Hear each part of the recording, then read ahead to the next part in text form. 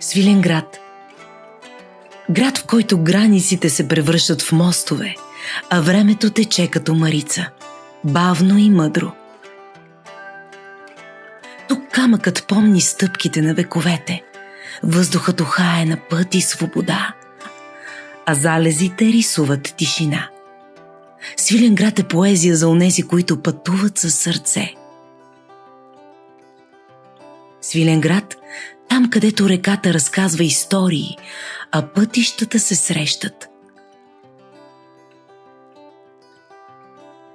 Градът диша с ритъма на пътешествениците, на стария мост и на топлите вечери, изпълнени с живот. Свиленград не се посещава, той се преживява. Свиленград ще бъде дом на годишната национална конвенция на Асоциацията на Лайънс клубовете Дистрикт 130 България, среща на приятелство, кауза и споделени ценности. Свиленград ще бъде сцена на една история, писана с доброта, смелост и служене със сърце. Тук ще отпразнуваме 25 години Дистрикт 130 България, години, в които хиляди ръце са се протягали, за да помагат, и хиляди сърца са избирали да бъдат светлина. Този юбилей не е просто дата, а доказателство, че когато хората вярват в кауза, тя се превръща в движение.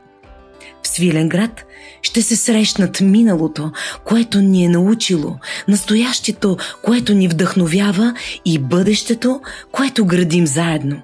Защото Лайънс не е място. Лайънс е избор.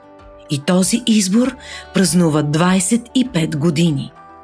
Национална конвенция Дистрикт 130 България, 2026 година, Свиленград.